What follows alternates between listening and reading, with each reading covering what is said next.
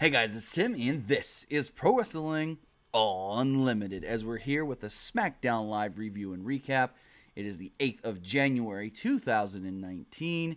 Still kind of odd to say 2019, but it is 2019. So let's see who's with us here in the live chat right now. We've got Christian Barron, Jonathan Powell, Sean Cook, Legendary Howard, Ariane Banks, Savagely Context, Bird Gotti, Michael Holmes, Ryan Marks, Kristen McNutt. What's going on, everybody? Honest answer. What did you think of tonight's SmackDown? I thought SmackDown was a little better than last night's Raw, so that was a positive. But as far as the show goes, I mean, it was a no, I don't want to say subpar. It was a pretty good. Pretty good SmackDown show. Basically, what most SmackDown shows usually are. No better and no worse than your normal good episodes of SmackDown. So, I mean, Chris Manette says, "Hey Tim, who has the best Canadian Destroyer ever?" Good question. Probably Petey Williams, the one that made that move famous. But anyways, with that going forward, we are talking SmackDown, and SmackDown kicked off in a weird way. SmackDown kicked off with Daniel Bryan at the concession stand.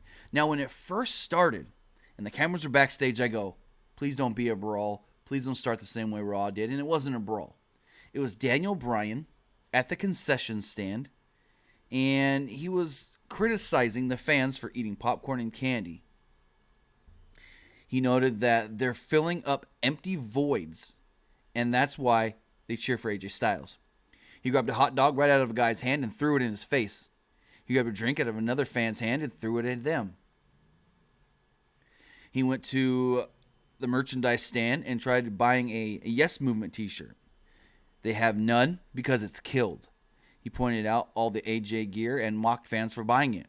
He entered the arena through the crowd and walked towards the ring. Bryan said that he wants to make change, but needs the people to change first. He said, "I'm going to change the world," which is interesting.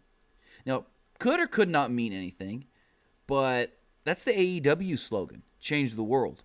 And the funny thing is, during the AEW press conference, Jericho stated, "We're not here just to change the world, we're going to change the universe."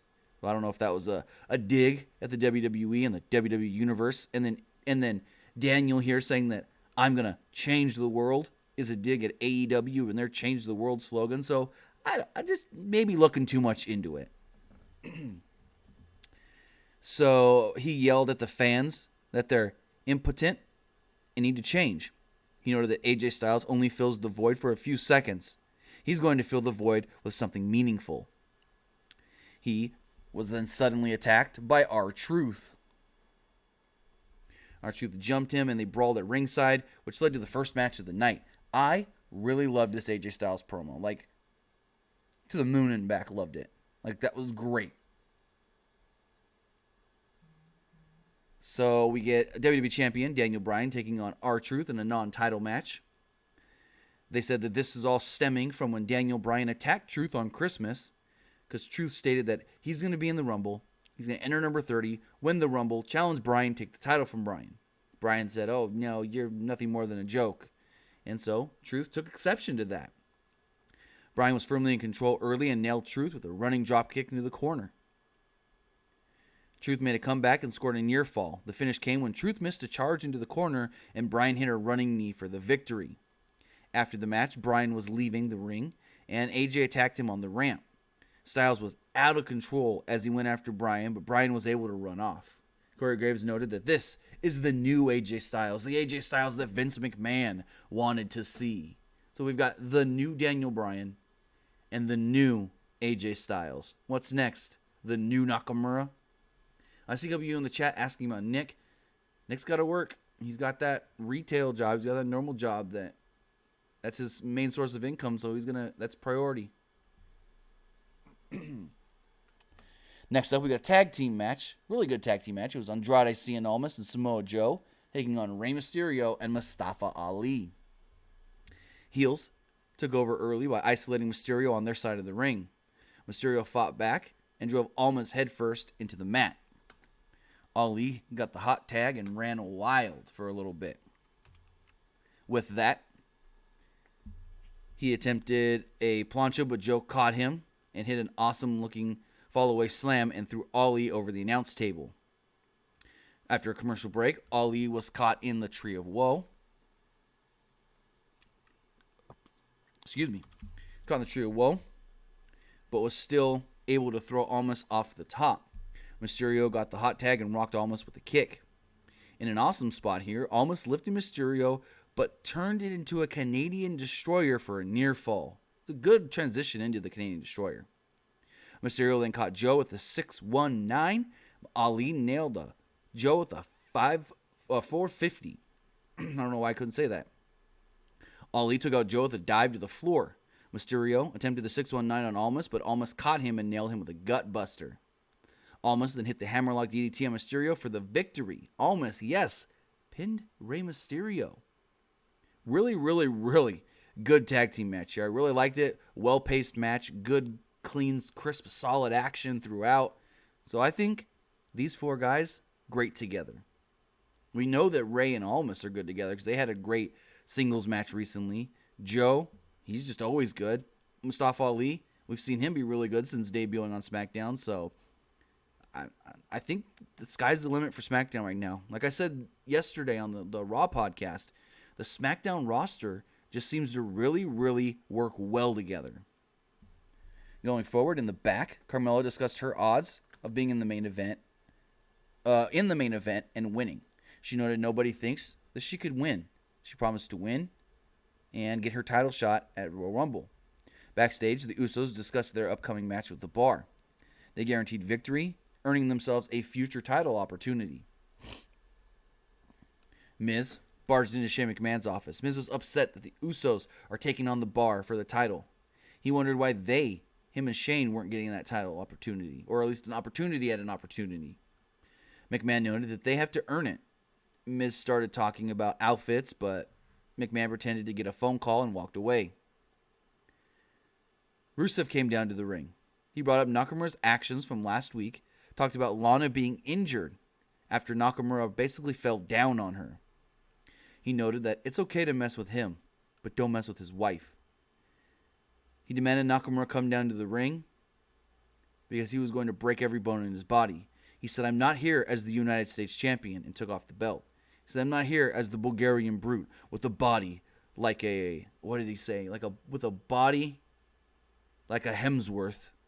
I'm here as a husband. And I like that. Then in the back, Nakamura appeared on the screen. He was in the video truck, the production truck. He said it wasn't his fault for injuring Lana. Nakamura showed footage from last week of the injury. Nakamura said Rusev crushed Lana. Rusev was furious and ran to the back. In the back, Rusev was looking for the television production truck. Nakamura attacked Rusev and beat him down. Officials dragged Nakamura off of him. Rusev struggled to get to his feet, and Nakamura reappeared and hit a Kinshasa. I think this Nakamura-Rusev stuff can be really good down the line. They really give it proper time to shine. Kristen McDowell with the $5 Super Chat donation.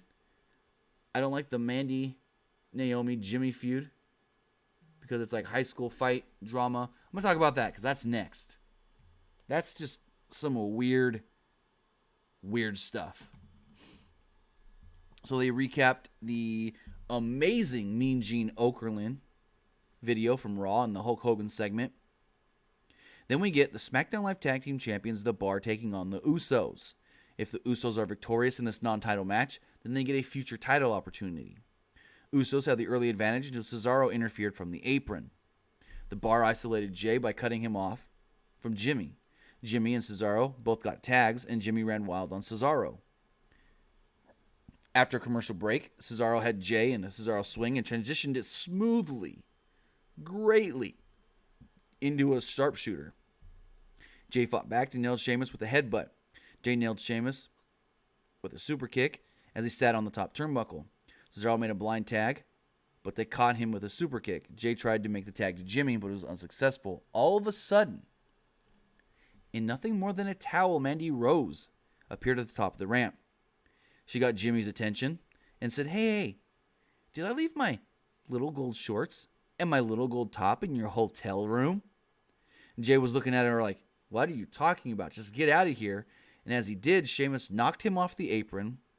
Cesaro hit the neutralizer on Jay and pinned Jay. So after the match, The Miz would come down. Said, I want to challenge you, me and my tag team partner Shane McMahon, to a title match at the Royal Rumble. Cesaro told Miz that he'd think about it. Sheamus said, yeah, we'll talk it over. And then Sheamus hits Miz with a brogue kick. And Cesaro says, we accept the challenge. In the back, Mandy Rose was walking away with Sonya Deville. Rose took off the towel to reveal that she was still wearing the little gold shorts and the little gold top. Naomi then appeared and tried to attack them both. Naomi was getting a little bit of the upper hand until Sonya Deville finally just kicked her super hard in the gut. Finally, Jimmy Uso appeared and broke it all up. He asked them, what is this all about? Why are you doing this? And like the little bullies they are, Naomi and Sonya scampered away. I don't like this. I don't understand this. What is it leading to? What is the point of Mandy wanting to get under the skin of Naomi by flirting with her husband?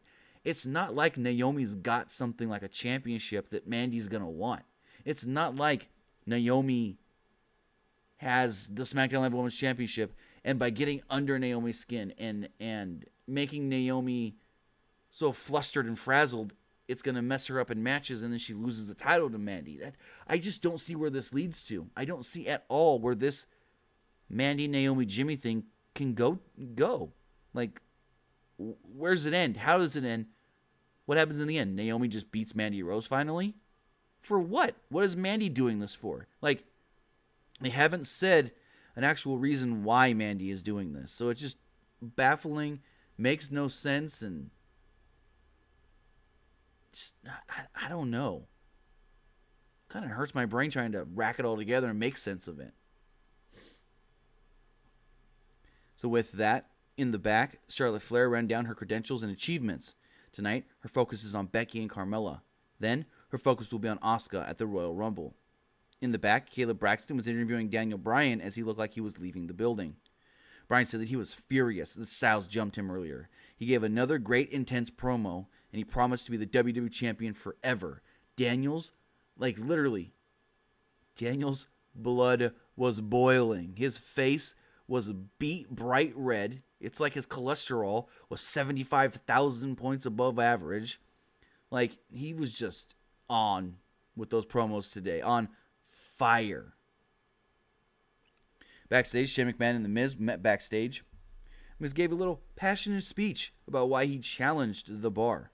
McMahon said, we didn't even earn this. And Miz goes, well, you told me just to go out there and be confident and take what I think we deserve and just do what I need to do for our team. And Shane was like, but I said we need to train and practice and be more of a team. And Miz was basically like, please, let's do this. And Shane goes, fine. The Royal Rumble, we got it. So, looks like at the Royal Rumble, the bar will be challenged by The Miz and Shane McMahon for the SmackDown Live Tag Team Championships. What? Yeah. Okay.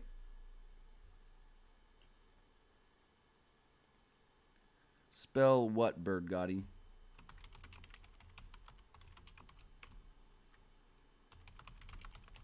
Going forward, we get the main event. It was Carmella, Charlotte Flair, and Becky Lynch. Winner goes on to the Royal Rumble. Challenging Asuka for the championship, Flair climbed to the top rope early, but Lynch caught her. She slammed Flair onto a prone Carmella. Lynch and Flair traded forearms and chops in the middle of the ring. Carmella nailed Flair with a weak-looking kick. Carmella locked on a submission and rolled up Flair for a near fall. Flair fought back and hit a moonsault onto both women. Flair and Lynch fought on the top rope. Lynch attempted a superplex, but Carmella yanked Lynch off. Carmella caught Flair with a Hurricane Rana off the top rope. She followed that up with a suicide dive on Lynch to the floor. Flair went for a moonsault, but both Carmella and Lynch moved. Lynch went for the disarm her on Carmella, but Flair hit a natural selection, kind of like the finish from SummerSlam. Flair locked on the figure 8 and Carmella, but Lynch hit a leg drop off the top and then went for the pin, near fall. Quickly locked the disarmor on Carmella. But Carmella... Let me rephrase that. She then quickly locked the disarmor on Charlotte, but Carmella broke it up with a super kick. Flair hit a spear on Lynch out of nowhere. Finish, though, came when Lynch locked the disarmor on Carmella. Carmella tapped pretty quickly. Lynch will now face Asuka for the SmackDown Live Women's Championship. So, I don't get this. Initially, we had announced Asuka versus Becky. Then they said, you know what? We don't think we want to do Asuka versus Becky at the Royal Rumble. So they nixed the plans. They canceled that match. And then they go, never mind, we'll just go Asuka Becky. Like, what is the reason for that? Like, why announce it and then not announce it and then do it? I don't know. I think it could be a really good singles match. I'm not down on it or anything, but it's just like weird that they announced it on one of their shows. Then they say no, that's not going to happen, and then it is going to happen. And also, for all of you that's probably going to ask, well, I thought women and men and former champions weren't getting rematches. Here's the thing. She, quote unquote, earned her rematch, earned her opportunity here, earned her shot at the SmackDown Live Women's Championship at the Royal Rumble. So it's not like she was automatically granted the rematch. She had to earn it, just like AJ earned his rematch in the 5-way, just like Seth earned his match on Monday by impressing Triple H. So with that, we'll take some calls from you guys now. What did you guys think of SmackDown? If you do want to call into the show, call in at 559-475-8473. Open up the lines, check the text messages as well.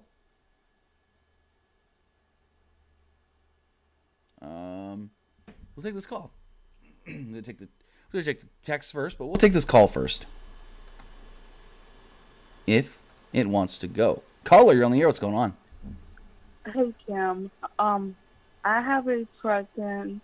So, did the fan came back in the arena wear the AEW shirt, but they were covering it with the WWE shirt? Is it true? Okay, I was going to mention this. Thank you for reminding me. I forgot about this. So what she's asking, apparently, and I had someone on Twitter reach out to me and tell me about this. In Jacksonville, Florida today, they had the AEW Double or Nothing rally. They were selling All Elite Wrestling merch there. And also in Jacksonville was SmackDown. Fans went to both.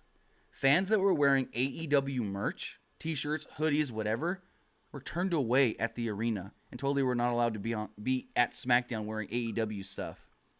Now, let me pull up the article from Pro Wrestling Sheet because they have some firsthand experience. I was contacted by somebody on Twitter that said they had a friend that they went to the AEW rally with. They didn't go to SmackDown, but their friend went to SmackDown and was told, you're not allowed to enter, you're not allowed to be here if you're wearing that shirt. So it's very weird.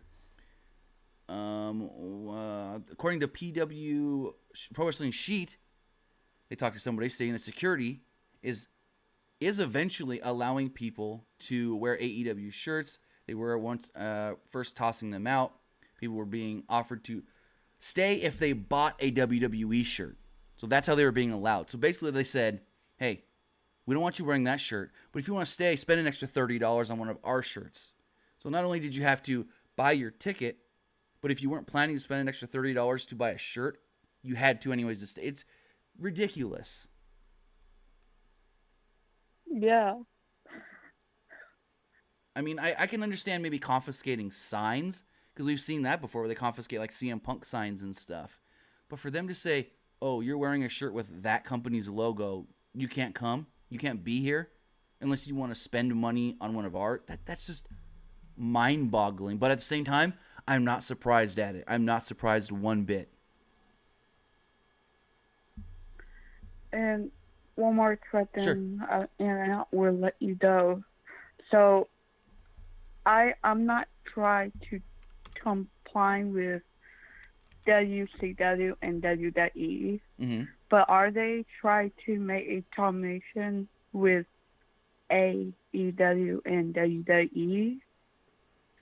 What do you mean by combination?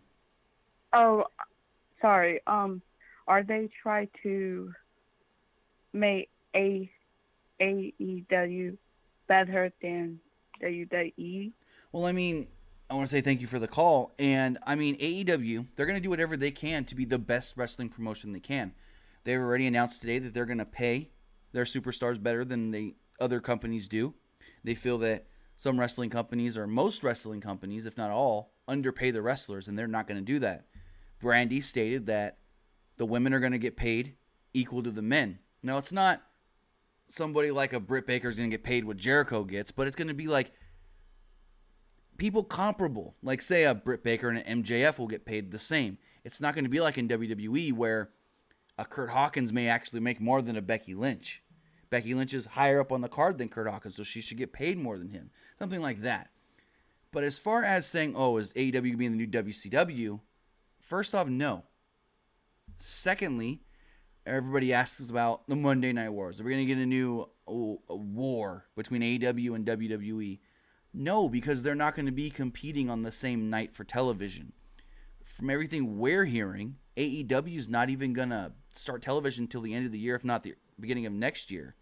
And if they do, they want to run on Tuesdays most likely.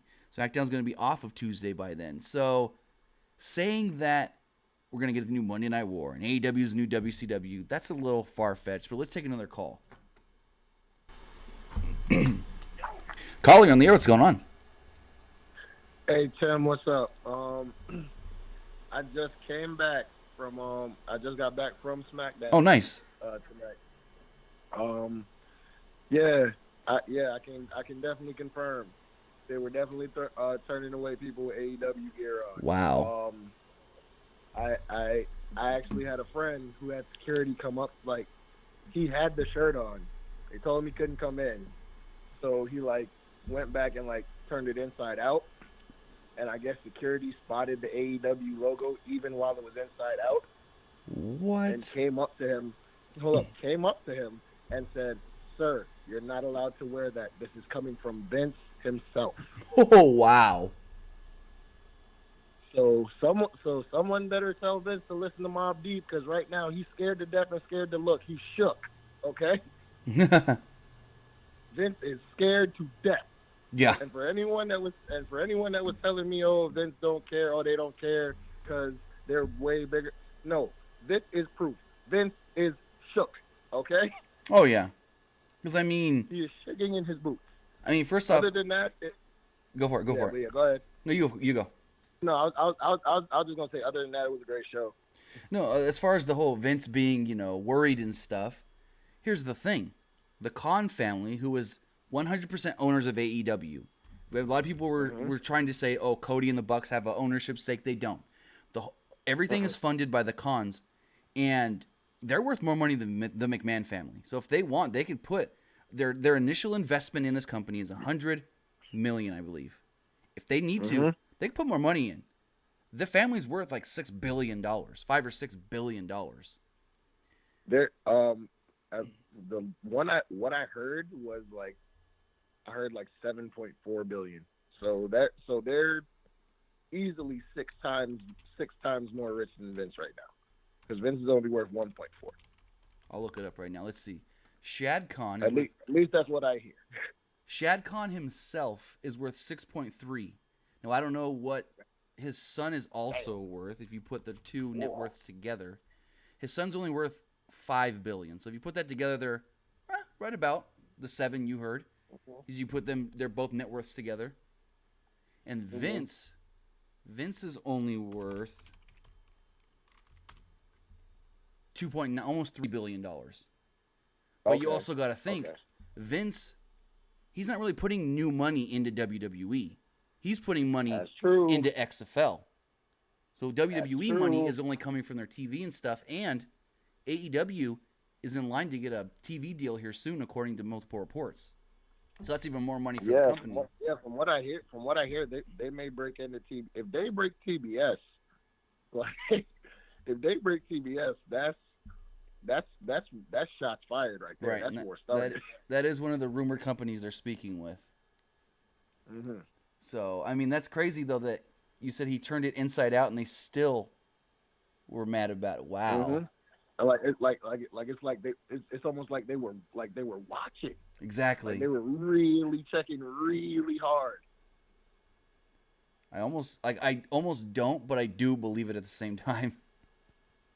Like I could not say this if this did not come from my friend's mouth himself. Oh, I'm not. I Like, believe you. I believe it. I believe it for sure. Yeah, definitely. Like I was in absolute shock when he said that. I was like, whoa, are you serious? Wow. Well, you said SmackDown overall, being there live was good. Being there live was great. Let's see. There notable from the dark segment. There was a woman right behind me. I had a floor seat, by the way. Okay, awesome.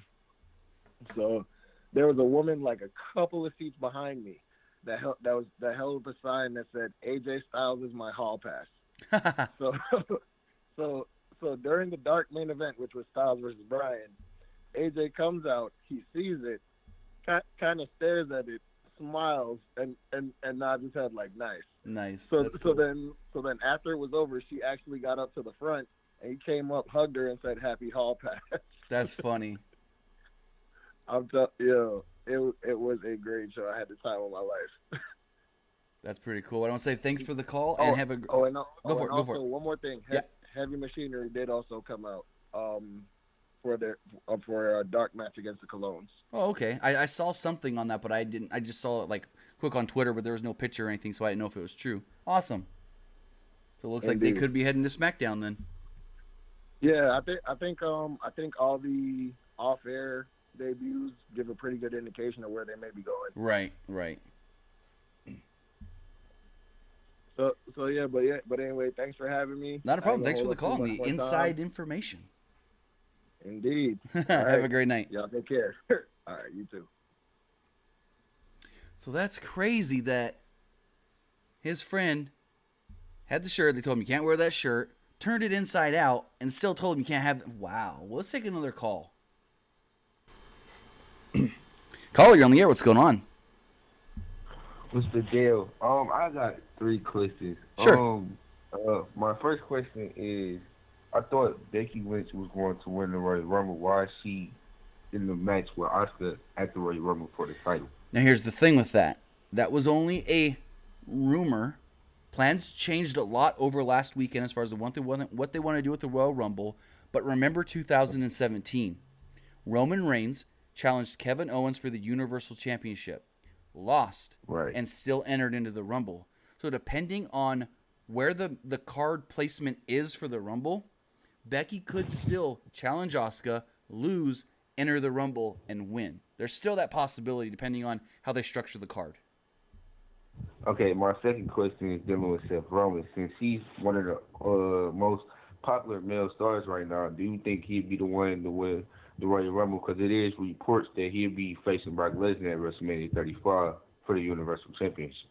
Yeah, I think that is probably the direction they're going. That's everything that I've been hearing is Seth challenging Brock Lesnar, and they bring up the Roman Reigns stuff with Paul Heyman saying, your brother Roman Reigns couldn't beat Brock Lesnar on the grandest stage. How do you think you can? And this and that. And they're really, with this whole new Seth Rollins attitude thing on Raw, I think that's what Triple H is trying to do. You get an aggressive Seth Rollins, and then he goes into the Rumble extra aggressive with that intensity to win it.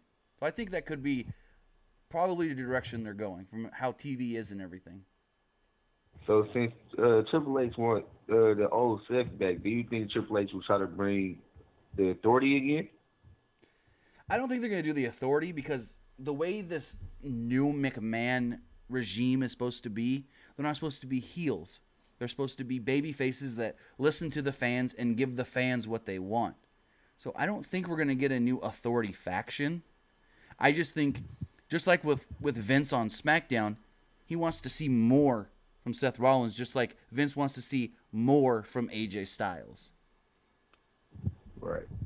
Okay, thank you. But everybody that's watching, can you all follow me on the Grandma and Terry.Josh? Thank you for the call. All right, thank you, and have a great night. You too. All right, just looking at the text messages here. Got one question from 860 says, do you think Mustafa Ali should have faced Bryan instead of AJ? And I do. I do think they should have went Mustafa Ali versus Daniel Bryan for the title at the Royal Rumble. Whether Ali or Bryan wins doesn't matter. It'd be a great match.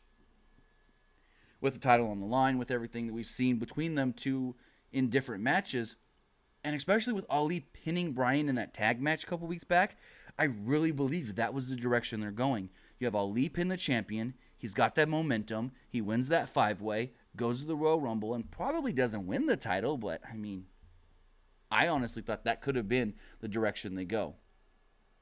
Also looking at the chat, 417 says, did you watch the rally for Double or Nothing? Yes, we did. We have an article on our website, PWUnlimited.net, where we're doing live coverage of the rally, and we have a video up here on the PW Unlimited YouTube recapping everything that took place at the rally. So we have plenty of information for you guys on what happened and our thoughts. That's all the text messages we got. If you guys do want to text in, 510-906-1341. Also, if you do want to call into the show, 559-47... why did I just forget the number? 559-475-8473. 559-475-8473. Let's take another call. Caller, you're on the air. What's going on? Caller, going once. Twice. Nope. Caller, you're on the air. What's going on? Going once. Uh-oh. Twice. Not again. Another one. I don't know. I don't know what's going on. I don't know if it's them or if it's Skype. Let's try one more call. If this doesn't work, we'll end the calls. Caller, you're on the air. What's going on? Is this Tim? Yes. What's going on? Well, first I wanted to say that I love the show and I watch it after every Raw and SmackDown. Well, thank you. And also, who do you think would be more likely to win the Royal Rumble? Finn Balor or Drew McIntyre? If I had to pick one of the two, which I don't think either will, I would say McIntyre is more likely. But as I stated with that last caller, I believe Seth is going to win the Royal Rumble. That's who I do think will be victorious, is Seth Rollins. But if I had to pick between Finn or Drew, I would go Drew. But, let's take another call. And, nope. And with the Women's Royal Rumble, since Becky Lynch is fighting Asuka, who do you think will win that match? I mean, maybe Charlotte, but like I stated before, there is still a chance that Becky gets into the Women's Rumble depending on how the card's set up. We've seen it in the past. And are there any title changes you think will happen at the Royal Rumble pay-per-view? If any do change, it may be the SmackDown tag titles. Now, depending on if they... Miz will win it? Yes, Shane and Miz probably will win it. And I do also think that if they do another Revival versus Rude and Gable for the Raw tag titles at the Royal Rumble, those have the possibility to change hands as well. All right. Well, thank you for answering my questions. Not a problem. Thanks for the call and have a great night. You too. That was weird. Skype was doing some weird things during that call. Kept going in and out, and I kept thinking the call was... Anyways, let's take another call. Nope. As I went to answer that one, it went away. Let's see the chat here. I haven't checked the chat. Chat's asking a lot of different things about AEW and TBS, TNT. Yeah, they're supposedly in talks with Time Warner to possibly go to TBS or TNT. Let's take this call. Caller, you're on the air. What's going on? Hey, I just have one question. Sure. So if you can, how would you have planned the Women's Royal Rumble this year? How would I plan it? That's a tough one. I want to say thank you for the call. I think, if Becky does get into this match, if she, doesn't win against Asuka and then she goes into the Rumble somehow, it comes down to Asuka and Charlotte. Now, there's two opportunities here. Not Asuka and Charlotte, but Becky and Charlotte. There's two opportunities you have here. Either you have Charlotte get eliminated by Becky, and Becky goes on to WrestleMania. Or, which I kind of don't like, but you can do, the double elimination, and then they both stake their claim for the win. I think everything else, though, is just whatever. It really only matters when you get to the Final Four and the Final Two. But I think, in all honesty, it's going to come down possibly to Charlotte and Becky, and then they either do a double finish where they both win, or Becky picks up the victory. Let's take one final call here. Caller, you're on the air. What's going on? What's going on, Tim? Not much. What's up? I was wondering, who you think will win the Rumble this year? Like I've been saying, I think Seth is in a good spot to win the men's Rumble.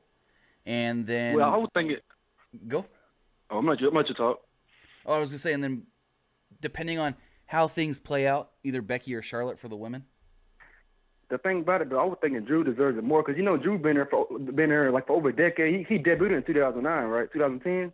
Right, but you also got to think, he was released... Went to wrestled for TNA, went and wrestled for What Culture Pro Wrestling, went and wrestled for a bunch of other companies before coming back just a few years ago.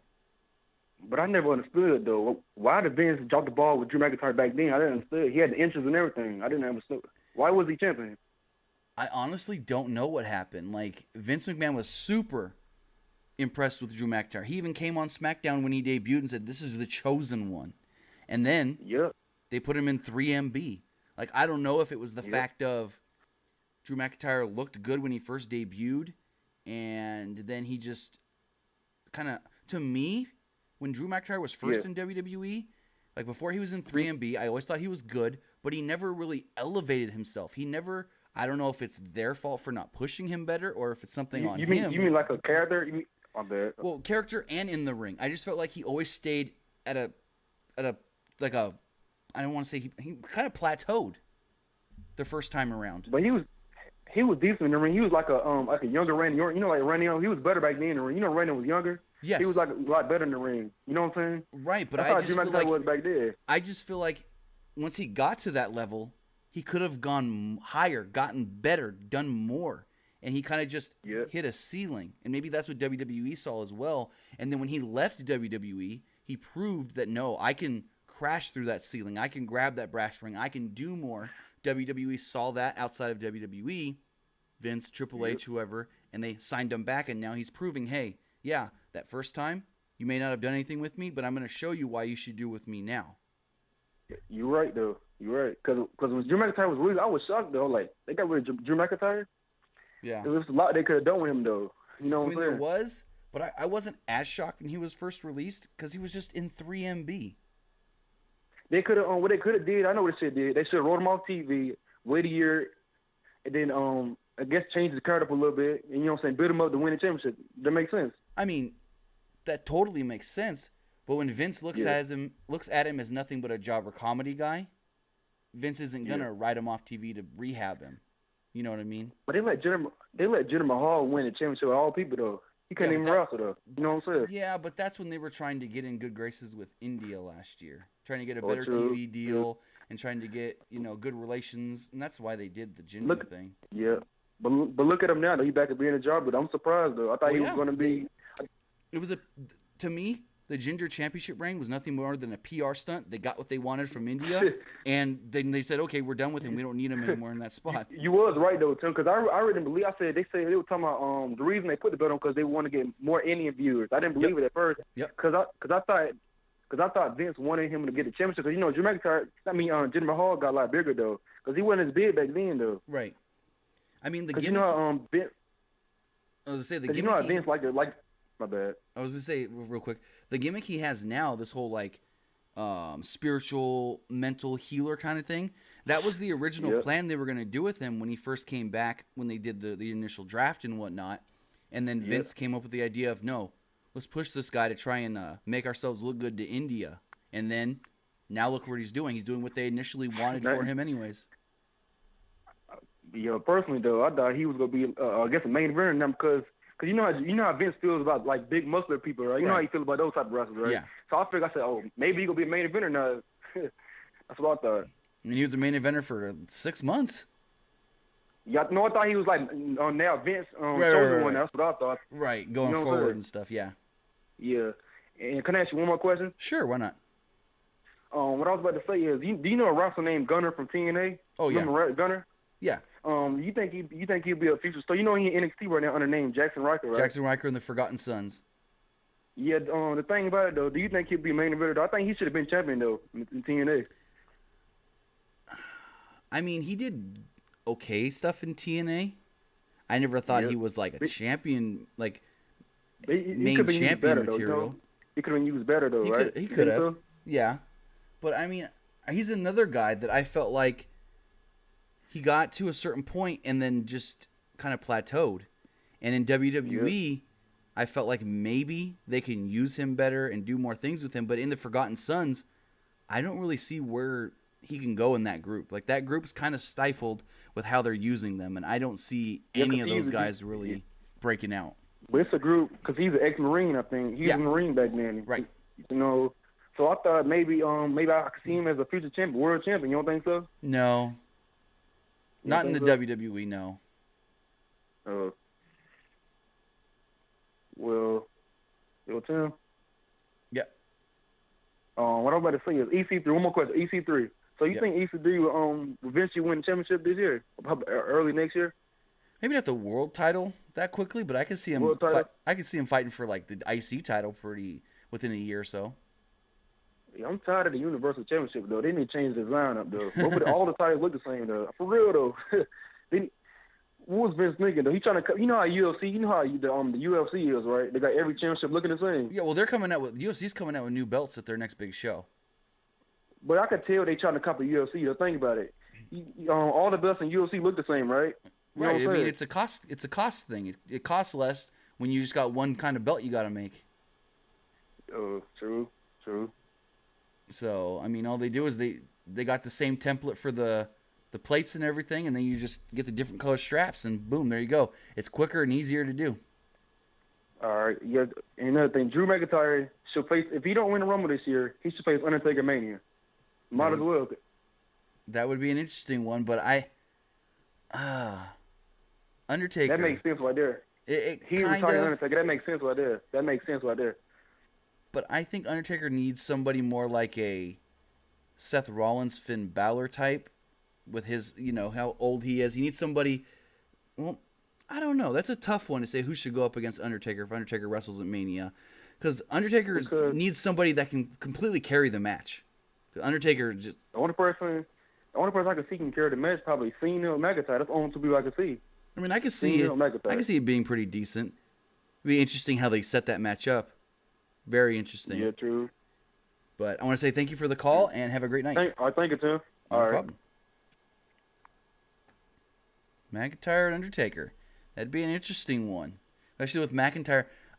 I could see it now, thinking about it. With McIntyre, what he said to Cena, how he's the new king. He's going to get rid of all the old guys, and he's going to prove why he should be on top.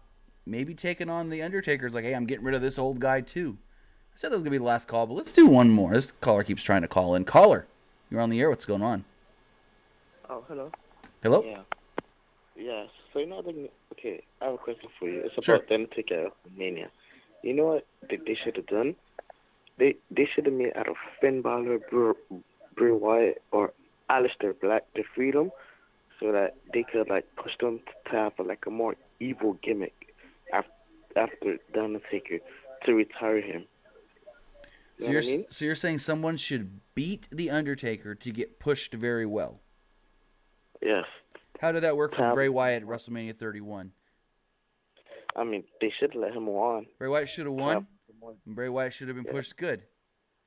Now, the last person to beat the Undertaker was Roman Reigns at WrestleMania, and of course it's Roman, so yeah, they're going to push him really well. But having somebody else beat the Undertaker, I don't know.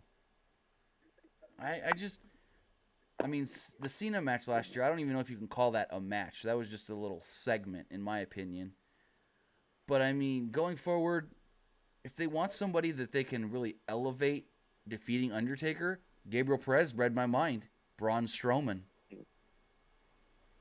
Because, it would make sense to have someone, younger, because he did say he did want somebody younger to retire him. True, but Brock Lesnar was supposed to retire him at WrestleMania 30, and he kept on wrestling. Yeah. But with that, go for it. No, you go. No, you have another question? Oh yeah. One more. With the women's Rumble, I think Becky Lynch might lose the Royal Rumble because I think Shayna Baszler might win it and face Ronda Rousey. I mean, that's in my opinion, though. I want to say thank you for the call. If Ronda's going to main event, it won't be against Baszler. I mean, she won't face her friend at all. No, WWE is not going to have Shayna face Ronda for that just wouldn't work. Ronda needs somebody in there that can completely call and take that match as far as being in control.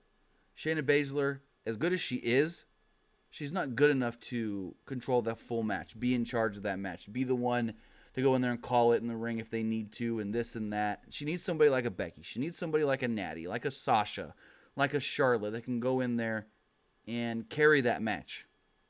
Shayna, I don't think that would happen. Plus, they played up way too much of the whole Shayna Ronda best friends kind of thing when they had them at the Mae Young Classic together and whatnot, and when they've talked about them on NXT with Marina Shafir and Jessamine Duke. So I think, first off, no one from NXT is going to win the Rumble. That's a given. And I just, no. Shayna versus Ronda, Bird Guy says right now, way too early for that. But with that, I want to say thank you for joining me here on the Smackdown Live Review Recap Podcast. You can follow us right here, of course, on YouTube at Pro Wrestling Unlimited, Facebook.com/Pro Wrestling ULTD, at PWUnlimited on Twitter, PWUnlimited.net. And you can always follow me basically everywhere at Timmy Buddy.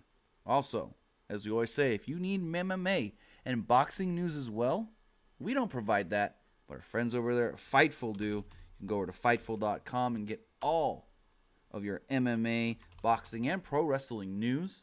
You follow them also on Twitter at Fightful Online, at Fightful Wrestling, at Fightful MMA, and at Fightful Boxing. Plus, if you want some good MMA news, just follow the new Fightful MMA podcast channel. They do a lot of good MMA podcasts on there. I think Sean's got one with Showdown Joe. He's got I think he's got one on there with Showdown Joe and I think a third host. But yeah, check out Fightful if you need MMA news as well, because I know a lot of people who like wrestling also like MMA. So we'll see you tomorrow for the PW Unlimited Wednesday show. Have a good night and see you then.